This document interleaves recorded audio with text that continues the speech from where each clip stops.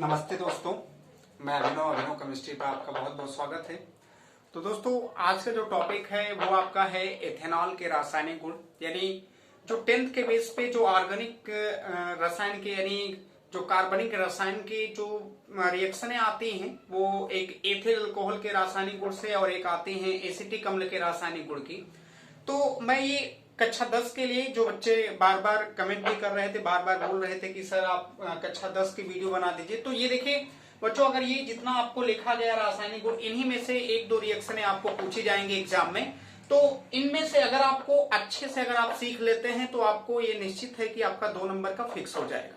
तो चलिए शुरुआत हम लोग करते हैं। वैसे मैंने लिखा भी ये ऊपर, तो एथेनॉल का फार्मूला है दोस्तों, आईपीएसी नाम जानिएगा क्योंकि आईपीएसी नाम आ सकता है। देखिए एथेनॉल का रासायनिक गुण, इसमें रासायनिक गुण में हम आपको एक निर्जलीकरण पढ़ाएंगे, उसके बाद ऑक्सीकरण क्या होता है, यानी ऑक्सीकरण कराने के बाद क्या बनता है, एक PCl5 से रिएक्शन कराएंगे एथेनॉल का, एक PCl3 से करवाएंगे, ये देखिए थायोनिल क्लोराइड से करवाया जाएगा जिसको डार्जन अपक्रिया के नाम से भी जानेंगे हम लोग। एस्टरीकरण हो गया, उसके बाद यहाँ सोडियम धातु से रिएक्शन कराएंगे और कास्टिक सोडा से। अगर ये आप 7 रिएक्शन या जो भी है आप अगर पढ़ लिए तो जान लीजिए कि आपको एग्जाम में बहुत सहायता देने वाला है। तो चलिए हम लोग शुरू करते हैं दोस्तों। तो देखिए शुरुआत हम लोग करेंगे निर्जलीकरण से। हो सकता है कि निर्जलीकरण में होता कैसे, पूरा एकदम विस्तार से आपको सीखना है और जानना है दोस्तों। तो चलिए शुरू होता है। देखिए यहाँ पे पहली हेडिंग निर्जलीकरण रहने दिया जाता है, उसके बाद आगे की जो बारी बारी से जो रिएक्शनें हैं उनको हम बारी बारी से आपको बता देंगे। देखिए निर्जलीकरण का मतलब ये है कि एथेनॉल आप लीजिए, तरीका लेने का अलग होना चाहिए, तरीके से आप सीखने की कोशिश करिए। देखिए यहाँ पे क्योंकि निर्जलीकरण में जब आप रिएक्शन करवाएंगे दोस्तों तो यहाँ 2 चीजें होती हैं, या आप H2SO4 की उपस्थिति में, देखिए मैं करवा रहा हूं यहाँ पे, मान लीजिए मैं एथेनॉल लिखा, आप यहाँ पे इस तरीके से भी लिख सकते थे CH3 CH2 और यहाँ हो गया OH, ये एथेनॉल है। और इस एथेनॉल का अगर हम मान लीजिए रिएक्शन खाली इतना ही अगर कह दिया जाता कि 2 लोग जो निर्जलीकरण कराने के लिए 2 लोग उत्तरदायी होते हैं, वो बहुत इंपॉर्टेंट है। एक आप यहां लिख सकते थे सांद्र H2SO4 है, सांद्र H2SO4 160 से 170 डिग्री, 160 से 170 डिग्री सेल्सियस पर अगर हम इसकी उपस्थिति के ये भी एक तरीके से इस रिएक्शन में भाग लेगा और उसके बाद आपको उत्पाद बना के देगा। अगर नहीं भी आप रखना चाहते तो भी कोई बात नहीं, यानी इसकी उपस्थिति में अगर हम करेंगे तो यहां देखिए ये तरीके से कैसे, अगर सांद्र H2SO4 की उपस्थिति में 160 से 170 आप गर्म कीजिए, या अगर आप लेना चाहते तो एल्यूमिना ले लीजिए Al2O3 350 डिग्री सेल्सियस। ये दोनों अगर कभी भी ये लोग आते हैं तो इनका एक ही काम होता है दोस्तों, ये वाटर को कहां कर देंगे, बाहर, यानी जल को बाहर निकालने का काम इनका होता है, जल को बाहर निकालते हैं। यानी अब जल को बाहर निकालते तो निकालते कैसे है, वैसे तो आप आमतौर पे अगर ये समझ लिए बच्चों, अगर आपको कुछ भी नहीं समझ में आ रहा है, पेपर के एग्जाम में आपको लिखना है, तो आप बस इतना जान लीजिए कि अगर H2SO4 160 से 170 है, एल्यूमिना 300 350 है, तो आप बिना सोचे समझे H2O का एक अणु आप निकाल दीजिएगा और H2O का एक अणु निकलने के बाद जो बचेगा उनको आप क्या कर दीजिएगा, लिख दीजिएगा। लेकिन यहां मैं तरीके से बताऊंगा, कई तरीकों से इसको सॉल्व करवाऊंगा दोस्तों। देखिए पहले आप बस इतना जानिए कि इसकी उपस्थिति है तो H2O को निकालना है। अब जिससे OH जुड़ा है उस कार्बन को बच्चों हम अल्फा मानते हैं बहुत प्यार से। इसको विलोपन अपक्रिया में भी आप पढ़ेंगे कि विलोपन अपक्रिया का मतलब बीटा विलोपन में एक क्रियात्मक समूह जो होता है अल्फा से ले लिया जाता है, बीटा से एक हाइड्रोजन ले लिया जाता है और H2O के रूप में जब निकल जाएगा तो अल्फा बीटा के बीच में एक बॉन्ड बढ़ा दिया जाता है। देखिए हमने कहा जिस कार्बन से OH जुड़ा इसे आप अल्फा मानेंगे, इसके बाद वाले को आप क्या मान लीजिए, बीटा। अब इनमें से क्या करिए कि एक आप यहां से OH, अल्फा से OH निकाल लीजिए, अल्फा से OH निकाल लीजिए और बीटा से केवल एक हाइड्रोजन निकाल लीजिए। तो जब यहां से OH और यहां से H निकालेंगे तो अल्फा और बीटा के बीच में जब 2 सिग्मा बॉन्ड को हम कम करेंगे तो वहां एक पाई बंध बनेगा, यानी यहां से OH ये भी सिंगल बॉन्ड से जुड़ा, यानी ये भी सिग्मा बॉन्ड, यहां से एक H निकलेगा जो कि सिग्मा बॉन्ड से जुड़ा होगा। तो ये दोस्तों H2O बन के कहां निकल जाएगा, बाहर हो जाएगा। और H2O को बाहर होने के बाद मैंने कहा इन दोनों के बीच में आप एक बॉन्ड बढ़ा देंगे, क्योंकि 2 सिग्मा अगर कम हो रहा है तो एक पाई आप लगा दीजिए वहां। तो यहां देखिए एक हाइड्रोजन निकल गया होगा तो बचा होगा 2 CH2। मैंने कहा अल्फा बीटा के बीच से अगर हम कोई निकालते हैं तो एक पाई बंद को आप बढ़ा दीजिए, यहाँ एक पहले से एक बॉन्ड और हो गया देखिए, और यहाँ आपको आ गया CH2, जिसको हम पढ़ते हैं एथीन या एथिलीन होता है। ये इसका आईयूपीएसी नाम भी आप जानते रहिए, एथिलीन या एथीन हम इसको बोलते हैं दोस्तों। ये हो गया देखिए। अगर जिन बच्चों को नहीं समझ में आया वो देखिए इनकी कैसे आप करेंगे, अगर नहीं भी आ रहा तो भी डरने की नहीं बात है। यहाँ पे देखिए इस तरीकों को कैसे आजमाते हैं। यहाँ कार्बन और हाइड्रोजन है, कार्बन हाइड्रोजन में देखिए अगर देखेंगे तो ये ऋणात्मक ज्यादा है, यहाँ माइनस आ जाएगा, इसके ऊपर का आएगा प्लस। यहाँ CH3 लिखा गया तो इसको CH2 करके नीचे आप क्या लगा सकते हैं, H लगा दीजिए। ये ऊपर क्योंकि कार्बन ज्यादा ऋणात्मक है तो हाइड्रोजन से ले लेगा, माइनस बनाएगा, H के ऊपर का आ जाएगा प्लस। अब ये माइनस वाला चला आएगा प्लस के साथ और H2O कहाँ निकल जाएगा, बाहर। अब यहाँ दोस्तों देखिए माइनस और यहाँ का है प्लस है, माइनस प्लस मिलके एक बॉन्ड बन जाएगा, आपका कंपाउंड का हो गया, तैयार हो गया। ये तो मैंने इसकी उपस्थिति में यह काम करवा दिया जो कि ये आपको एथीन बन गया। लेकिन अगर ये भाग लेगा, इसकी क्रियाविधि भी आप जान लीजिए, अगर ये भाग लेगा तब काम कैसे करेगा, दोनों आप ले सकते हैं। देखिए दोस्तों मैंने इन दोनों की उपस्थिति में करा दिया। अगर आपको कभी कहता है एल्यूमिना की उपस्थिति में एथेनॉल का निर्जलीकरण तो भी आप यही बनाएंगे, अगर H2SO4 की उपस्थिति में कहता तो भी आप वही बनाएंगे। देखिए अगर हम लेते हैं, इस बार ऐसा किया जाए कि दोनों को, यानी अगर इसको हम दूसरे इसकी क्रियाविधि के हिसाब से देखें तो यहां दोस्तों हम लेते हैं, देखिए एथेनॉल फिर लिया गया, CH3 हो गया, CH2 हो गया और यहाँ हो गया OH। अब इसका रिएक्शन H2SO4 से करवा दें, जो लिया गया उसी से करवा दीजिए। अब अगर H2SO4 से करवाएंगे तो इसको H2SO4 को इस तरह लिख सकते हैं, HSO4 हो जाएगा। और यहाँ आप जानते हैं टेम्परेचर कितना है, 160 से 170 डिग्री सेल्सियस है। देखिए ये उत्प्रेरक है। एक बात आप जान लीजिए दोस्तों, उत्प्रेरक किसी भी रासायनिक अभिक्रिया में अगर भाग लेता है तो जब तक आपका उत्पाद तैयार होगा वो जिस रूप में भाग लिया था उस रूप में कहा निकल जाएगा, बाहर। अभी अगर आप देखेंगे दोस्तों तो हमने कहा एथेनॉल के साथ हम उत्प्रेरक का यानी उत्प्रेरक की रिएक्शन करवा रहे हैं। अब अगर ये इसके साथ अभिक्रिया करेगा तो ये निश्चित है कि जब तक आपका उत्पाद यानी एल्कीन जब तक बनेगा तब तक ये जिस रूप में लिया उस रूप में कहा निकलना चाहिए, बाहर। देखिए कैसे निकलेगा, जलवा देखिए इसका। अब यहाँ पे कार्बन और ऑक्सीजन के बीच में बॉन्ड है, जब कार्बन ऑक्सीजन के बीच में बॉन्ड है तो ये ले लेगा, लेके बच्चों माइनस बनाएगा क्योंकि ऑक्सीजन ज्यादा ऋणात्मक है किसकी अपेक्षा, कार्बन से, यहाँ आ जाएगा प्लस। और यहाँ पे अगर देखेंगे तो ये जो हाइड्रोजन जुड़ा है ऑक्सीजन से, हाइड्रोजन अगर ऑक्सीजन से जुड़ा है तो ऑक्सीजन के सामने हाइड्रोजन आंख नहीं दिखा सकता। और एक चीज हम आपको नोट में ज्यादातर बता दें, अगर हाइड्रोजन किसी धातु के साथ अगर नहीं जुड़ा है तो वो एनी टाइम बच्चों प्लस के रूप में ही किसी से अलग होगा। यानी अगर कहीं भी सहसंयोजक बंध है, सहसंयोजक बंध है, अगर वहां पे हाइड्रोजन है किसी के साथ जुड़ा है तो जब भी वो निकलेगा तो ये समझ जाइएगा कि हाइड्रोजन के ऊपर का आता है प्लस, क्योंकि ये कभी अमीर होके नहीं निकलता, हरदम का हो जाता है, गरीब होके निकलता है। तो अगर ये गरीब होके निकलता है देखिए तो यहाँ पे इसके ऊपर दोस्तों आ जाएगा माइनस और H के ऊपर का आ जाएगा प्लस। अब अच्छी तरह दिख रहा होगा कि हाई जो माइनस वाला होगा प्लस के साथ H2O बन के ये कहाँ चले जाएंगे, बाहर, यानी H2O हो गया देखिए बाहर। अब ये इसके ये देखिए ये है प्लस और इसके ऊपर का है माइनस, प्लस माइनस ये जोड़ दीजिए, प्लस माइनस अगर जोड़ देंगे तो यहाँ हो जाएगा CH3 CH2 और यहाँ आ जाएगा HSO4। ये देखिए इसका नाम भी लिखते रहिएगा, इसको पढ़ते हैं ethyl hydrogen sulphate, ethyl hydrogen sulphate हो जाएगा दोस्तों। ये देखिए एथिल हाइड्रोजन सल्फेट, ये बन गया आपका एथिल हाइड्रोजन सल्फेट। यहां भी देखिए कभी कभी पूछता है कि एथेनॉल से एथिल हाइड्रोजन सल्फेट बनाइए, H2SO4 के साथ रिएक्शन करवा देंगे, आपका काम हो जाएगा। अन्यथा आप दोबारा इसको फिर लीजिए, दोबारा अगर आप लेंगे देखिए इसको तो यहाँ पे वो यही चीज एथिल हाइड्रोजन सल्फेट को दोबारा आप फिर लीजिए। अगर दोबारा फिर लिया जाता है तो CH2, ये देखिए इसको लिखने का तरीका थोड़ा चेंज किया गया, CH2 नीचे सिंगल बॉन्ड, यानी ये CH3 ही लिखा गया, पहला लिया गया केवल, यहाँ आ जाएगा CH2 और यहाँ सिंगल बॉन्ड है HSO4।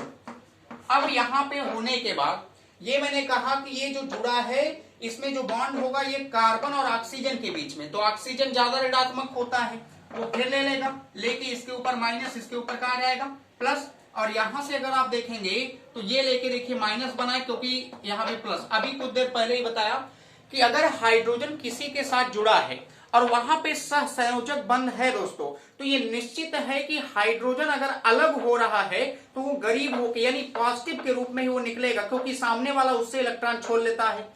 अब यहाँ पे ये जो H यानी ये माइनस और ये H प्लस आपस में जुड़ जाएंगे और बन जाएगा, देखिए यहाँ पे पुनः H2SO4। और जैसा कि मैंने अभी कुछ देर पहले बताया भी दोस्तों कि कभी भी अगर उत्प्रेरक जिस रूप में भाग लेता उस रूप में कहा निकलना होता, उसको बाहर निकल जाता है। और यहाँ पे देखिए माइनस और यहाँ प्लस है, माइनस प्लस मिलके इनके बीच में एक बॉन्ड बन जाएगा, CH2 डबल बॉन्ड कहा जाएगा। CH2 जिसको क्या बोलते हैं, एथीन बोलते हैं या तो एथिलीन। तो ये था निर्जलीकरण का। तो निर्जलीकरण कहे चाहे आपको देखिए निर्जलीकरण का अगर कहता तो आप दोनों तरीका आजमा सकते हैं, वैसे ये ज्यादा बेहतर है। कभी कभी एथेनॉल से एथिल हाइड्रोजन सल्फेट पूछता है तो आप यहां से यहां तक करिएगा। अगर कह दिया कि पूरा निर्जलीकरण कराना तो एथेनॉल से आपका बना दीजिएगा एथिन, जो कि आपके सामने है, ये तैयार हो गया। तो एक रिएक्शन हमें आशा है कि आप समझ गए होंगे। चलिए हम दूसरी देखते हैं बच्चों। देखिए दूसरी रिएक्शन में आपको दूसरा हम PCl5 से रिएक्शन करा देते हैं, वो भी बहुत आसान है। PCl5 के साथ आप आराम से बहुत सीख लीजिए, और वो एक ट्रिक के साथ आप सीखिए, क्योंकि वो उसको करने में ज्यादा टाइम नहीं लगाएंगे और वो एक ट्रिक आपको हम बता देंगे। देखिए एथेनॉल लिखते कैसे हैं, पहले आप एथेनॉल लिख लीजिएगा। यहाँ रिएक्शन है PCl5 के साथ। अब रिएक्शन करवाने देखिए PCl5 से एथेनॉल ले लीजिए। एथेनॉल अगर लेते हैं, ये है दोस्तों देखिए C2H5OH, O और H हो गया। इसको पढ़ते हैं एथेनॉल। एथेनॉल में C2H5O सिंगल बॉन्ड H, यानी ये एथेनॉल है। और ये किसके साथ रिएक्शन कराना है, PCl5 से। तो PCl5 से कराएंगे तो PCl5 को लिखने का तरीका इस तरह लगा लीजिएगा। देखिए PCl3 बीच में कर लिया गया, एक सिंगल बॉन्ड से जुड़ा होगा, क्योंकि फास्फोरस के चारों तरफ 5 बॉन्ड होंगे और 5 Cl होंगे। अब इतना कर लेने के बाद जिसके नीचे जो मिले उसी को उसके साथ भेज देना ईमानदारी से। ये देखिए H के नीचे Cl मिला, HCl कहां चला जाएगा, बाहर, HCl बाहर हो जाएगा। अब मैंने कहा इसके नीचे ये है देखिए, तो इनको एक साथ भेज देना, ये हो जाएगा POCl3 बन जाएगा दोस्तों। अब देखिए इनके नीचे ये मिल रहा है तो इनके साथ इसको भेज दीजिए, भेजेंगे तो यहाँ हो जाएगा C2H5 और यहाँ कहा जाएगा OH, ये C2H5Cl हो जाएगा जो कि क्लोरोएथेन। तो ये अगर हम बनाएंगे यानी एथेनॉल का PCl5 से रिएक्शन कराया गया, हमको देखिए क्लोरोएथेन बना दिया बच्चों। इसका नाम याद रखना क्लोरोएथेन, ये IPSC में भी पूछा जा सकता है। क्लोरोएथेन आपका मिल गया, POCl3 और HCl ये हो गया बाहर, जब हमने रिएक्शन करा दिया किससे, PCl5 से। इसी सेम तरीके से, क्योंकि ये रिएक्शन आसान है, एक बार में अगर आप सीखोगे तो कल ये तरीका केवल आजमा लेना। PCl5 है तो PCl3 कर देना, एक Cl इनसे जोड़ देना, एक Cl इनसे, जिसके नीचे जो मिला उनको उसके साथ कहा भेज देना, बाहर, आपका उत्पाद तैयार हो जाएगा। देखिए दूसरी रिएक्शन में अब रिएक्शन करवाएंगे PCl3 से। PCl3 से करवाएंगे तो क्या बनेगा, देखिए यहाँ पे PCl3 से, ये भी बहुत आसान है, ये भी वही तरीका आजमा लीजिए, इसका भी वही तरीका होगा, थोड़ा सा अलग केवल करना है। यहाँ देखिए PCl3 से करेंगे, एथेनॉल है C2H5OH, O और यहाँ का हो गया H हो गया दोस्तों। अब रिएक्शन हम PCl3 से करवाएंगे, देखिए तो यहाँ पे PCl3 यानी P है और यहाँ पे Cl3 है, तो इनको एक साथ बाहर करना होगा। आप ये भी जान लीजिए कि अगर PCl3 है तो यहाँ हो जाएगा H3PO3 करना है, तो यानी H3PO3 करने के लिए यहाँ पे दोस्तों P और यहाँ पे 3 जो Cl है, तरीका थोड़ा सा आजमा लीजिएगा दोस्तों इस तरीके से। ये देखिए 3 हम लगा देते हैं Cl, PCl3 है, एक Cl इधर, एक Cl इधर और एक Cl इधर हो गया। अब इतना होने के बाद इसको हम 3, यहाँ पे देखिए 3 से गुणा कर दीजिए, क्योंकि 3 लोग रहने चाहिए। तो जब हम इनसे गुणा करेंगे तो 3 का सब में गुणा हो जाएगा दोस्तों। 3 का जब सब में गुणा होगा तो 3O भी हो जाएगा, 3 का हो जाएगा H भी हो जाएगा, और यहाँ पे देखिए P है, तो इनको हम इसके साथ, यानी मैंने कहा जिसके नीचे जो मिला उसको उसके साथ कहाँ भेज दीजिए, बाहर। बाहर अगर आप भेजेंगे तो ये P और यहाँ P1 है और OH का 3 हो, तो इसको अगर लिखना चाहेंगे तो ये हो जाएगा POH का क्या हो जाएगा, थ्राइस, जिसको अगर हम इसका विन्यास करें सही रूप में तो ये आप लिख सकते, देखिए इसी को, या H3PO4 यहाँ हो जाएगा H3PO3 हो जाएगा, जो कि फास्फोरिक अम्ल आपका कहाँ निकल जाएगा, बाहर। अब यहाँ देखिए 3 ये भी है और 3 तो ये भी है, तो तीनों जाके इसके साथ जुड़ जाएगा। जब 1 2 3 और यहाँ भी 3 है, तीनों जोड़ेंगे देखिए तो 3 कॉमन, क्योंकि ये भी 3 आएगा, 3 मैंने ले लिया कॉमन, C2H5 और 3 तो Cl है, तीनों Cl जोड़ दीजिए तो यहाँ हो जाएगा C2H5 और इसके साथ जुड़ जाएगा क्या, Cl। ये आपका उत्पाद का हो गया, तैयार हो गया। तो जब हम रिएक्शन करवाएंगे तो ट्रिक समझेंगे कि कैसे काम करेंगे। देखिए अगर बच्चा यहाँ पे रख के अगर आप रिएक्शन करवाते तो आपको थोड़ी दिक्कत होती, लेकिन हमने कहा ऐसा आपको नहीं करना है। यहाँ आप 3 को C2H5OH लिए, O और H को अलग कर दिया मैंने, हालांकि अगर नहीं भी करते तो भी कोई बात नहीं, इनमें 2 ही स्टेप बनेगा, एक OH बनेगा, एक P के साथ चला जाएगा, तो P 3 का गुणा की OH कितने हो गए 3, तो यहाँ मैंने बना दिया POH का थ्राइस, इसको सही रूप में लिखेंगे तो H3PO3 हो जाएगा। यहाँ 3 था, मैंने 3 कॉमन ले लिया क्योंकि ये भी 3 है, तो 3 सबसे कॉमन, C2H5 के साथ Cl ले जाके लगा दीजिए, आपका उत्पाद तैयार। ये भी देखिए क्लोरोएथेन बन गया, ये भी आपको आ गया होगा अच्छी तरह से दोस्तों। अब इसके बाद देखिए ये आपको तीसरी रिएक्शन थी। चौथी रिएक्शन आप कैसे सीखेंगे, एस्टरीकरण, जो कि ये इंपॉर्टेंट है। देखिए चौथा अगर सीखना है एस्टरीकरण, एस्टरीकरण में कुछ नहीं करना है, एसिटिक अम्ल के साथ रिएक्शन करवा दीजिए। किसके साथ दोस्तों, एसिटिक अम्ल के साथ। यहाँ पे देखिए ये आपका है एथेनॉल, C2H5OH हो गया। अब इसका रिएक्शन अगर हम एसिटिक अम्ल को थोड़ा लिखने का तरीका चेंज कर दीजिए। देखिए लिखते बच्चों एसिटिक अम्ल को ऐसे हैं, CH3COOH। अगर हम चाहें तो इसी को इस तरह भी लिख सकते हैं, HOC और यहाँ हो जाएगा क्या CH3, तो चाहे जैसे भी लिखा जाए CH3COOH, इस तरीके से लिखे चाहे इस तरीके से लिखे, बात एक ही है। अब देखिए अगर मैं लिखता हूं इसको H, यहाँ हो गए HOO और यहाँ आ जाएगा CH3, यानी CH3COOH। एसिटिक अम्ल के साथ रिएक्शन करवा देंगे तो 2 चीजें ये हो जाएंगी कि यहाँ से H2O निकल जाएगा, H2O निकलेगा। देखिए ये आपका यहां से OH और यहां से निकाल दीजिए H। देखिए यहां से OH दिख रहा है, यहां से H दिख रहा है, H2O हमने कर दिया बाहर। H2O बाहर करने के बाद अब बच्चा जहां से ये पूरा निकल रहा है, जो ये जब बीच वाले खाली हो गए तो ये वाले क्या हो जाएंगे, जुड़ जाएंगे।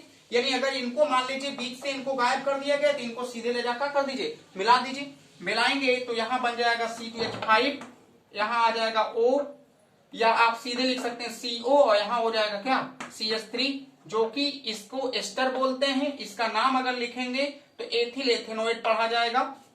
ये देखिए इनका नाम हो जाएगा CH3COOH और यहाँ से C2H5 है, तो यहाँ पे 2, एक ये वाला और एक ये कार्बन था, इसीलिए इसको बोलेंगे एथिल और ये हो जाएगा एथेनोएट। नाम इसका एथिल एथेनोएट। ये भी अपेक्षाकृत हमें अनुमान है कि दोस्तों आपको आ गया होगा। अगर दिक्कत हो रही तो भी आप दिक्कत में ना, इसी को आप इधर भी करके कर सकते हैं। देखिए बहुत बच्चों को समझ नहीं आ रहा होगा तो इसको COOH COO इसको आप इस तरह कर सकते हैं, C देखिए एसिटिक अम्ल को इस तरह भी लिख सकते हैं, COOH कर सकते हैं। अब यहां से या COOH भी हो जाएगा और प्लस एथेनॉल उल्टा करिए, उल्टा करेंगे तो HO और यहाँ आ जाएगा C2H5। देखिए तरीके हैं, किसी तरीके से करिए। तो यहां से ये वाला बॉन्ड तोड़ दीजिए C और O के बीच का, यहां से O और H के बीच का, तरीका दो है। ये देखिए ये वाला बॉन्ड यहां से तोड़िए और ये वाला यहां से तोड़िए। जब ये दोनों टूटेंगे देखिए तो OH निकलेगा तो माइनस के रूप में और H निकलेगा किसके रूप में, प्लस के रूप में। तो OH माइनस और H प्लस, H2O आपका कहां चला जाता है दोस्तों, बाहर हो जाता है। और ये देखिए जब यहाँ माइनस और यहाँ प्लस है तो माइनस प्लस आपस में जुड़ जाएगा और जुड़ेगा देखिए तो CH3 और ये जो आप देख रहे हो कि COO यानी COO और यहाँ बचा है क्या C2H5, जो कि इसका नाम वही जो ऊपर लिखा गया है, यही इसका क्या है नाम है। तो तरीका है, आप किसी तरीके से दोस्तों कर सकते हो। इनका IUPAC नाम याद रखिएगा, इसको हमने बार बार बताया, ये कहाँ पढ़ाया जा रहा है, एथेनॉल है। ये आपका एसिटिक अम्ल है, एसिटिक अम्ल हो जाएगा, या इसके अलावा इसका IUPAC नाम लिखेंगे तो एथेनॉइल, क्योंकि ये पूछेगा इसलिए मैं बार बार लिख दे रहा हूं। देखिए एथेनॉइल पढ़िएगा चाहे इसको एसिटिक अम्ल पढ़िएगा, ये तो आपका एथेनॉल है ही। तो ये हो गया देखिए एस्टरीकरण। इसके बाद अगर आप एस्टरीकरण के बाद आएंगे, देखिए एक डार्जेंस अपक्रिया होती है जिसमें थायोनिल क्लोराइड से अपक्रिया कराई जाती है, उसको भी आप सीख लीजिए बहुत आसानी से। देखिए यहाँ पे फिर लिया गया C2H5O है, ये बार बार लिया जाएगा क्योंकि इसी के रासायनिक गुण पढ़ रहे हैं दोस्तों, एथेनॉल। और हमें रिएक्शन किससे करवाना है, थायोनिल क्लोराइड या SOCl2 से करवानी है। तो यहाँ उत्पाद के रूप में ये देखिए बनेगा, यहाँ अगर आप बनाएंगे देखिए तो ये आपका तैयार हो जाएगा, यहां से निकाल दिया जाएगा दोस्तों। तो इसके साथ SO और यहाँ है Cl, एक Cl इसके साथ, एक Cl इसके साथ, और ये बीच में CO2, यानी यहां से C2H5Cl इस तरह बना सकते हैं। SO2 गैस बाहर हो जाएगी और प्लस का बन जाएगा HCl। ये प्योर एकदम बनता है, लेकिन ये आपको समझ नहीं आया होगा, ट्रिक लगा लीजिए। ट्रिक लगाओगे देखिए तो इसी को आप इस तरीके से C2H5, यहाँ है O और सिंगल बॉन्ड H, एथेनॉल है दोस्तों। SO लगाओगे बीच में देखिएगा, SO कर दीजिए बीच में, और Cl क्या है 2, एक Cl आप इधर लगा लीजिए और एक Cl आप इधर लगा लीजिए। जब आप Cl इधर लगाएंगे तो जिसके बीच में जो पड़े उनको निकाल दीजिए।